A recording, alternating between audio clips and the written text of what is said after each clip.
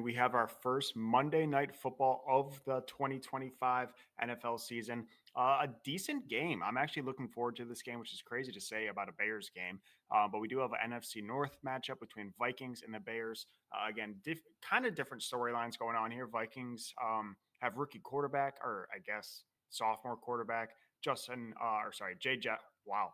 I said Justin Jefferson, and then I said Jay Jettis. JJ McCarthy is the Vikings quarterback. I should say that being a Michigan guy, but he is making his NFL debut out all last year with injury. So technically a rookie in my eyes. And he is up against new head coach of the Chicago Bears, Ben Johnson.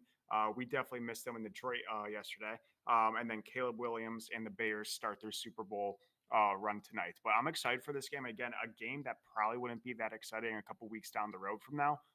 But it is week one, final game of the season, and I am pretty excited for this game. Do have a couple of bets that I have placed. Feeling okay about it. Again, confidence is a little low.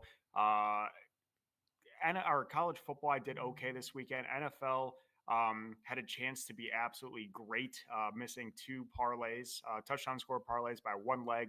One would have won $400 off a $10 bet. The other one would have won $900 off a $10 bet. So a little disappointing.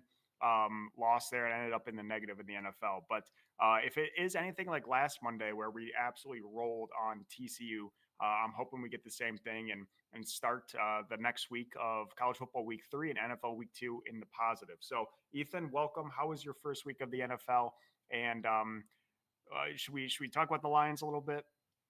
Yeah, we probably should. Yeah, I mean, dude, I'll start with the frickin' Ravens. Are just, Yeah. dude, I've never had a loss stick with me as bad as that one. I've lost way more money on a bet. I've probably lost, I don't know if I've ever lost in a worse way. I mean, it was just gutting. I mean, I was proud of myself. I didn't overreact, didn't do any damage, but I could not believe what I was watching. I never felt safe in the game, even when they were up 15. And, you know, Harbaugh did it again. He was playing not to lose.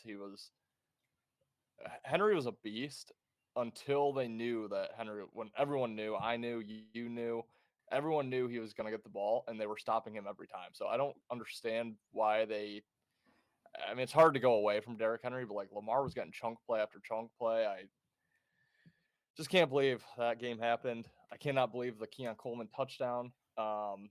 Speaking of that, that's how I lost the Jets money line too, because DK Metcalf caught a stupid bobbled pass off the defender's head. Yeah, it's just, I don't know why those never go our way, like ever. Like I could never win a game beyond the Bill side. You know, that could never happen. So that one is just eating me alive all day. So I've needed this. I've been needing to vent to somebody about that game. But other than that, yeah, pretty good day. And then I guess the silver lining is I just went back and looked. Last year, after Monday Night Football, I was down already like 12 units in the NFL.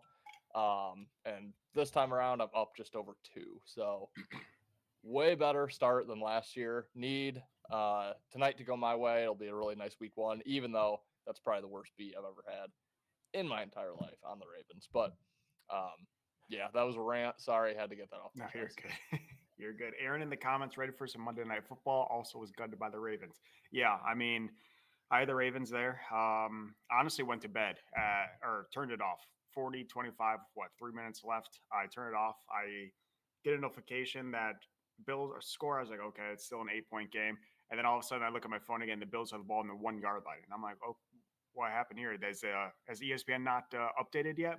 And of course, fumble on first play from Derrick Henry there. And yeah, Bills win. Also a little upset with that Falcons game. They had that one in the bag, had a touchdown at the end of the game from the Bucs to go up by, should have been over. Missed extra point by the Bucs to make it a 3-point game. Then the Falcons had a chance to tie that one up. And then Koo misses the kick. And then also, of course, I bet it, and then I cashed out because I was like, I'm not going to lose money on the Browns this early. And the Browns covered easily. Should have won the game. Another missed kick to win the game. A lot of missed kicks this week. We saw a couple missed extra points. I know they introduced that new kicking ball. I don't really know what that's about, but I don't know if that's influencing something. I don't know. A lot of missed kicks in the NFL. But Yeah, let's talk Lions a little bit. Going from Michigan, go ahead. One question before we get off kicking. Do you like the new kickoff rule? Because I absolutely hate it. Where the touchback is like on the 35 or something. Yeah.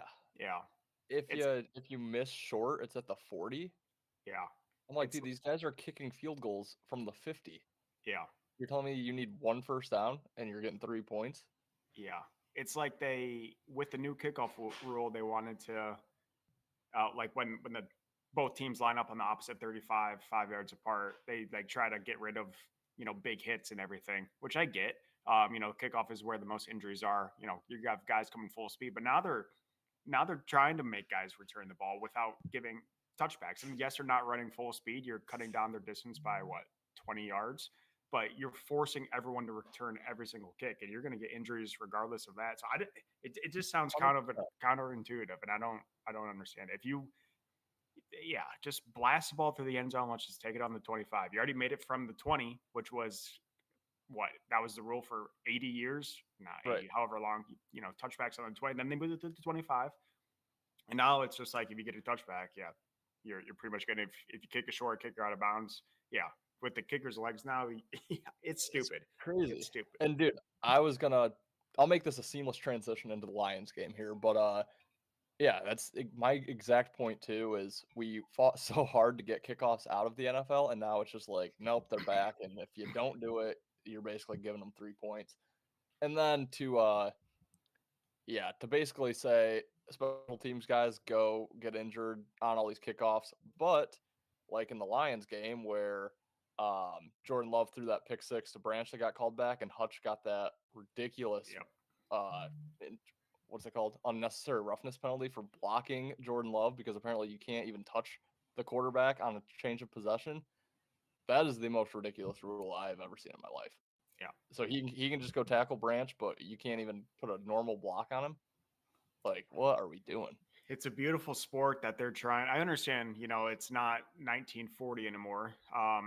We got to protect the guys a little bit, but like it's just these rules now are making the game very frustrating to watch, especially when it doesn't go your way. But yeah, talk about the Lions. Starting from Michigan, my Wolverines on Saturday from an offense that tried to run the ball, could not get any movement up front. Offensive line completely outclassed. Then third and long, they run the ball again or throw a screen pass for a loss. Terrible to watch for the Michigan. I thought we were going to get something else from Detroit. Turns out Chip Lindsey, Michigan's OC, decided to take a flight down to Green Bay and call the offense for Detroit because it's the same freaking thing. Run the ball, throw screen passes, throw plays, pass plays that are nowhere near the first down marker. It was just frustrating to watch. And Green Bay is going to be damn good. I guess I underestimated Green Bay a little bit. Also, all these stats come up after the fact, and I saw Green Bay now has the longest active streak, 12-0, winning their Week 1 games. I wish I saw that before the freaking thing. But yeah, I mean, I had to fade Green Bay with the Micah trade, but it was just super frustrating to watch both my teams Saturday and Sunday have the same exact shitty offense, no movement, completely outclassed on the both sides of the ball, offensive line, defensive line. Detroit's defense looked equivalent to Michigan's, absolutely MIA. Green Bay could throw at will, it seemed like in the first half. Just a frustrating weekend for my teams in sports. But I guess we kind of expected a little bit of not a down year, but a little bit of time to adjust to these new coordinators at Detroit. But God, did that look brutal? It was tough to watch. Jared Goff. I mean, I know it's okay if you're not a mobile quarterback, but the O line, the guards sucked as well. I'm not going to blame Jared, but I mean, that guy, if there's any sort of pressure, it's 90% a sack. Like, you're just absolutely screwed. So, frustrating week. And icing of the cake, I had, like I said, 2 touchdown props that missed by leg. I had J-Mo, who I guess was a little bit of a lottery pick. Obviously, Amon-Ra is the main target. Then Gibbs, who is usually, guaranteed a touchdown every single week. And of course, my buddy throws $50 on Isaac Tesla to score. And that was the biggest joke because he, the squarest play of the day because he scored in every single preseason game. Everyone's like, oh, Isaac Tesla. He played 2 offensive snaps and scores a touchdown. Absolutely ridiculous beat by me. And I mean, again, congrats to my buddy, but like, talk about a shot in the nuts. Like, he played 2 plays and he got a touchdown. Fantastic catch by the Hudsonville boy, Michigan boy. Hillsdale boy, my alma mater. But yeah, that just a terrible way to end. I had two of the top four targets to score a touchdown. Tesla freaking scores. But yeah, unfortunate weekend for my fans or for my teams in football. Yeah, dude, those plays always just gut me when. I mean, yeah, like you said, happy for your friend. Like that's an awesome hit, but like again, I'm just bitching, but that never happens to me. Never. I never get the, I throw a couple bucks on Dawson Knox first touchdown last night. He's involved, pull him off the field, Kincaid touchdown. I'm like, which, I don't expect it to hit. It's 35-1. I know Knox is dwindling in Buffalo, but it's just I don't know. But dude, I felt the same way about Detroit. It's frustrating. I do think they're probably going to have the biggest overreaction where I think there's going to be a ton of value on them this upcoming week. I think they're going to be fine. I'm trying not to worry too much, but yeah, I felt like I was watching another preseason game where it was just like, oh, we don't want to show the league what we're capable of. Let's just run the ball, drop back pass, have no protection for Jared Goff. Like you said, dump it short of the sticks. I think Gibbs had 36 catches last night for 17 yards or yesterday. I mean, it was just rinse and repeat, awful, awful offense. I don't know if Morton just maybe wanted to put his own stamp on something and just show like I'm my own guy, Ben did it this way and I'm gonna do it the old fashioned way. But it didn't work. It didn't come close to working. He has all this talk in the offseason. We're gonna run Gibbs from the slot. I don't think Gibbs lined up in the slot once. So yeah, it was a tough watch. I mean, I knew first offensive drive from Green Bay, I was like, this is not good. We're probably not going to win this game. It didn't get out of hand like it probably should have. I thought the defense actually ended up, I mean, they had a lot of guys running wide open, but, to only allow 27, I guess, when you're 27 is a lot of points. I mean, I thought they played okay, but yeah, offense was just bland, boring, vanilla. Absolutely hated it. And I think it'll get fixed. The line needs obviously some time. I can't believe the line by losing Zeitler and Ragnow are just, I just can't even believe it's as bad as it was. So that's frustrating. But yeah, I mean, you're seeing all these things now. Goff doesn't win without McVay and Ben Johnson. It's like, all right, Yeah, calm it down.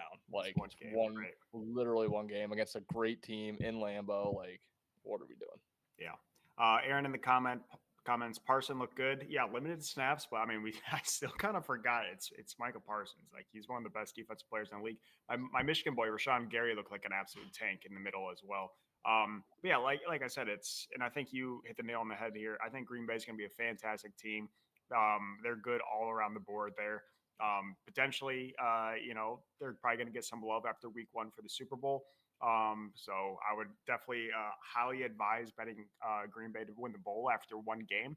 But yeah, I agree. I think there is going to be some value on Detroit this upcoming week. I hope so. I hope we see some improvements. I know we're not talking college ball right now, but I'm hoping we see some offensive improvements from my Michigan Wolverines. Because going from those two games, it was the worst watch of my life watching my two teams have the worst offensive performance I've ever seen in my life. Like it was just terrible to watch. But anyways, let's get into this Monday night game.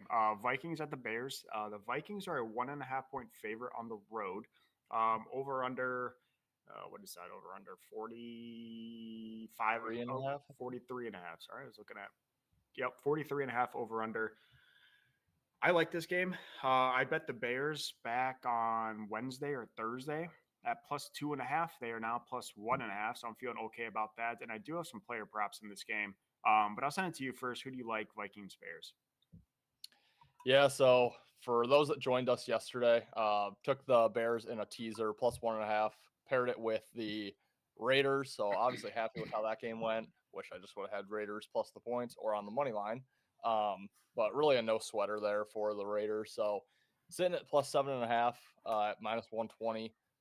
Feeling pretty good about that. I still think I wouldn't take the normal spread with the Bears. I think it's a coin flip game. I think it's low scoring. I do prefer the under from a total perspective, but yeah, I mean, it's just I actually trust Caleb more than I trust JJ for this game. I think Ben's going to set Caleb up with winnable type of plays, short dump offs, um, run plays. I don't think he's going to, put him in harm's way necessarily. And I think Caleb's actually decent not getting himself in harm's way. I think he only threw a handful of picks last year. So yeah, I definitely prefer the Chicago side. I think it's gonna be low scoring. I hope it's low scoring and just a no sweater on that plus 7.5. If I can win that, I'll go 3-1 on my full unit bets for the week. Have a nice week one. So really hoping that comes through. And then I do have some props, but I'll let you quick give your side on total and inside. Yeah, like I said, I'm on the Bears. I think the Bears win this game outright. I honestly think they're the better team, and Minnesota had a great year last year. I think they're 13-4, and Chicago was 5 and something, 13 maybe, something like that. But yeah, I mean, we saw it last year. I mean, the last couple of years, Minnesota's kind of been a fraudulent team. Great record, but never really a contender in anyone's eyes. Even though they had sometimes some of the best records in the league. But yeah, I think JJ is going to struggle. It's not like the Bears have a stellar defense, but his first career start at Chicago at Soldier Field, it's going to be a little bit of a hostile environment. And like I said, I just don't think the Vikings are going to be great. So I do like the Bears. I would say the under in this game. I mean, divisional game, primetime game, you have all those stats. But I'm going to try to stay away from totals. Also, unders went 11-2 yesterday. The over in the Bills game obviously hit. Stupid for me not betting that one. And then the over, the lowest total of the week. Steelers Jets went over, but every other game went under. So I'm not going to touch the totals. It should be an under game, but it's just a bet that I don't want to get involved in. I will give some fun player props here. My favorite prop is going to be the line's just too low, and sometimes when I see a line that's too low, I think it's a little bit of a trap, and it's probably a little square. But new offense, fantastic weapons in both wide receiver and then a couple additions at tight end. And I'm going to take Caleb Williams over passing yards. His original line's at 214.5 over there on FanDuel. I mean, I can't see a world where Caleb is not throwing for over 200 yards or over 215 yards in this game. You get Ben Johnson. Everyone says Ben loves his running backs. Well, Ben also had Jahmyr Gibbs, one of the best running backs in the league, and then David Montgomery, probably the best second string running back in the league. And you don't have that in Chicago. You have DeAndre Swift, who's fine. Roshan Johnson, who I think is a little injured. Then you have someone else who is injured as well. I think they're questionable. They'll probably play. But those are dumped down backs. I mean, Swift can run it between the tackles, but Swift is also a fantastic screen back, swing pass back. So even there, I still like Caleb to, get some passing yards through his running backs. So then you got all these weapons at wide receiver. DJ Moore, who I think's going to be good. Rome Odunze, the speedster. You got Luther Burden, another speedster. Then you got two fantastic tight ends. And you got Colson Loveland, who I love his over receiving yards tonight. And then you got Cole Kmet, who everyone's kind of having him under the radar tonight. So I think there's way too many weapons. And then let alone, we're talking about this Vikings defense, which was the fifth worst in the league last year in pass yards allowed. On the road last year, they allowed 268 passing yards. If you take away the two teams that they played when they played the Giants with Daniel Jones and the Jags with Mac Jones, the Jones twins, they allowed 308 passing yards on the road. But yeah, if you count out the Giants and the Jags game. So, I mean, Caleb can sling it. I have actually laddered Caleb all the way up to 300 passing yards. I think he can definitely do this. He had 340 at home against the Vikings last year. He's had 4 games last year with over 300 yards. I'm going to take a shot. I think that line's way too low. I think Ben's going to get him involved. Again, maybe not super deep balls, but a lot of dump downs, easy passes, easy completions. And then they got the speedsters if they do throw it deep to Luther or Odunze, or even, DJ Moore is a great deep ball player as well. So it's my favorite prop. Caleb Williams over passing yards. Again, I laddered it up all the way to 300 yards. Then my touchdown score before I send it to you, a guy that's just way under the radar because they drafted a tight end in the top 10. I'm taking Cole Kmet to score a touchdown. It's just way too good of odds. I think it's like plus 680 on DraftKings. Way too good of odds for a guy that I think is going to get a lot of reps tonight. And I think he's kind of going under the radar because of Colson Loveland, who I do love. Again, my Michigan boy, I love his receiving yards tonight.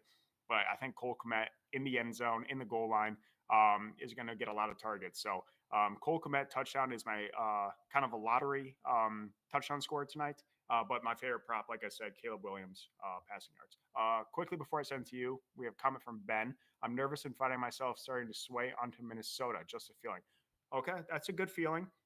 Go look at their cheerleading squad, then come back to me. Then you'll be back on. Then you'll be back on the Bears. But Ethan, what do you like in regards to props in this game? Well, yeah. I hope I'm not kicking myself for not hedging a little bit on Minnesota money line and trying to hit a middle. But I'm not going to. I do think the Bears keep it within 7.5. Also, just quick because it goes in 6 minutes, I did just lock in the Kansas City Royals money line, baseball, even odds. That was on a book not available to most. So I think out there I saw minus 104 on FanDuel, minus 105 a lot of places, minus 106 DraftKings. Like that play quite a bit. Also, probably going to be on the Diamondbacks. And I think we were talking off air. It might have been on air on Saturday, though. I was talking shit about the DraftKings big league draw. I won. Got a $60 free bet this morning. Wow! So, yeah. Congratulations. Yeah, I didn't think it would ever happen, but they gave me Corbin Carroll as my Sunday hitter. And I was like, Did here you we win go. every single one? Yeah. Wow. Yeah. I didn't think it was possible. But yeah, once I got Corbin Carroll, I was like, either he is not playing today or I think I might win this. So that was cool. But yeah, as far as props go in this game, wanted to make you happy. So I came on with my best one here. Colston Loveland. I like his over receptions, 2.5. Nice. Easy. Beautiful. Easy. Easy. Easy Think it's peasy. easy. Yes. You think Ben Johnson loves his running backs? Ben Johnson loves his tight ends too. So Yes. And catches, I mean, yeah, I think he's going to go over yards, but he could have 3 catches for 9 yards. And, I love the receptions. Last night I dabbled on Keon Coleman over 2.5 receptions, has 8 for 100 and some odd, and that goofy ass touchdown that cost me. But yeah, I like Colson Loveland quite a bit for that receptions prop. And then anytime touchdown, I like your Cole Kmet. I was just thinking earlier today how many backup tight ends scored yesterday. Not even counting the main tight ends, but I think it was. Didn't we have some weird one? Well, that longest guy or whatever for San Fran, but I know Kittle was out. I think the Browns had it wasn't Njoku or Fannin. Fannin. I think it was I someone wish else. it was Fannin. That would I have been know nice. he had a good game, or maybe no. Jacksonville had like Hunter Long, I think his name was. Just a lot of odd touchdown scorers from backup tight end. So definitely like that. But I would almost get square go Justin Jefferson plus 135. And I just had kind of an epiphany. I'm like, do I think he scores in 8 or 9 games this year? Probably. So plus 135 is, you're going to break even if he scores in 8 games. So, yeah, I'm like, yeah, he probably scores in half the games he plays at plus 135. That's probably a good bet. I don't think I'll take it just because with JJ, I don't know their connection, but you'd have to assume it's good with having a full year of practice, getting to know each other. It's not like he's just been in the locker room since April. So I think Jefferson will be involved, but yeah, it's probably when he scores the first touchdown 3 minutes in, I'm going to be kicking myself, but I think it's probably a good play. Yeah, it's a tough one to back, especially because Jefferson's kind of a long ball guy. Kind of that if he isn't going to get one in the end zone, it's going to be one of those fade balls to the corner, which is definitely difficult if you don't have the connections. But like you said, JJ's been there. I don't know how active he was last year with the injury, but he's been there. He's been talking with the guy, building some sort of chemistry. And I don't hate it when you get him at plus money. But the easiest, I mean, Minnesota's a tricky one here, but the easiest target for a inexperienced quarterback is a tight end. I don't hate Hawk, and I also don't really hate Adam Thielen.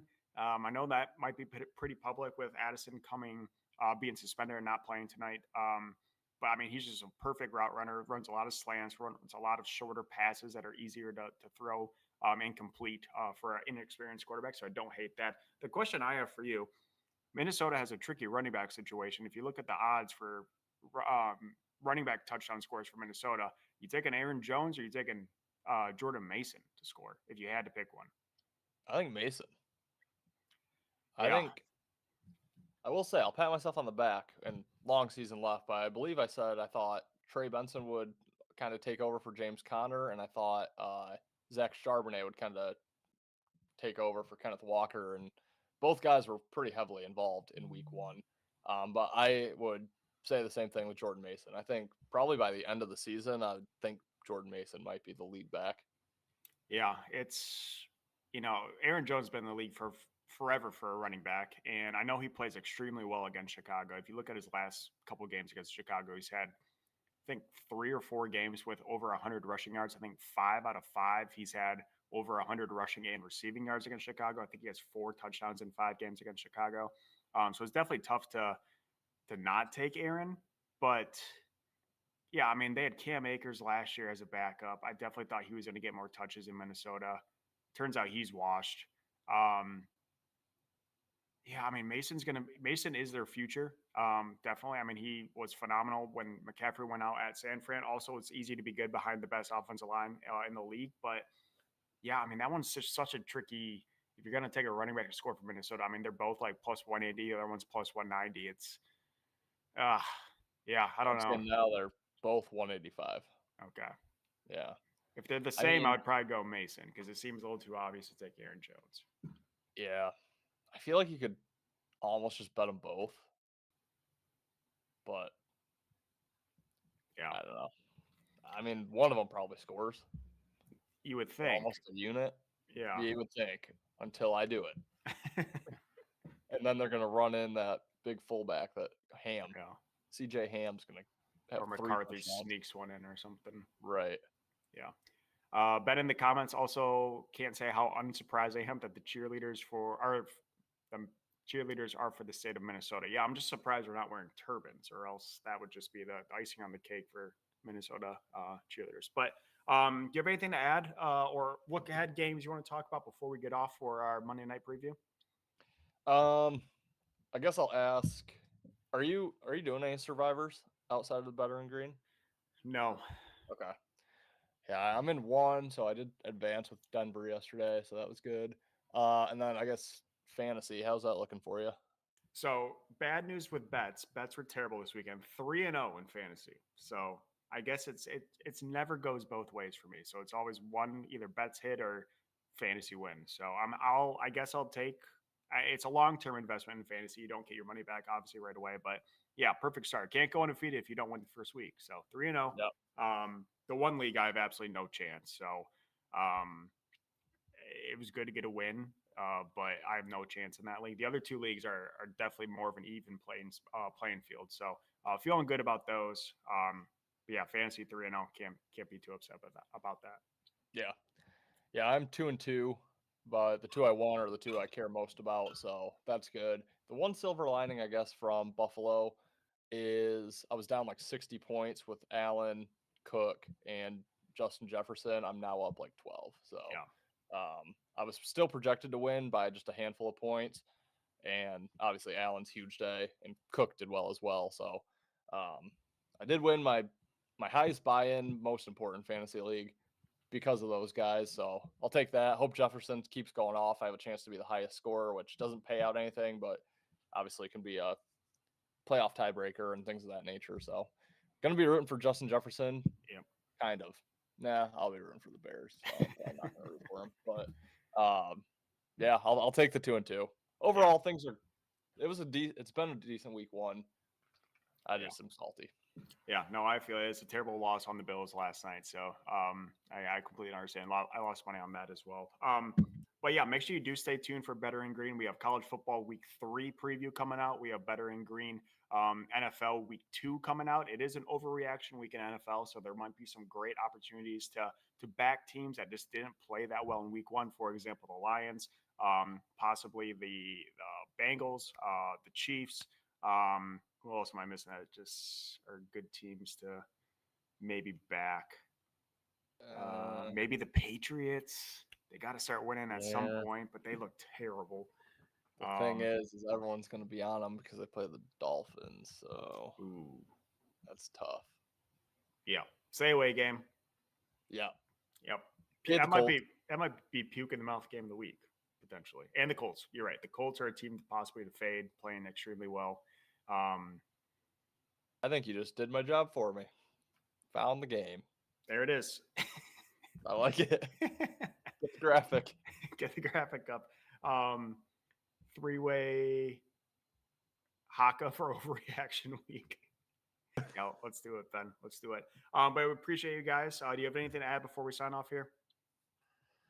No, I need the Bears. Yeah, and I'll be the happy. Bears, and Caleb Williams to have 300 passing yards would be a very, very good outcome for me. 250 passing yards would still be fine, but I mean, I want him to go all the way up. I want to hit a ladder perfectly, but yeah, I think Caleb has a good chance. I'm hoping it's not the week one jitters, it's not the week one rust.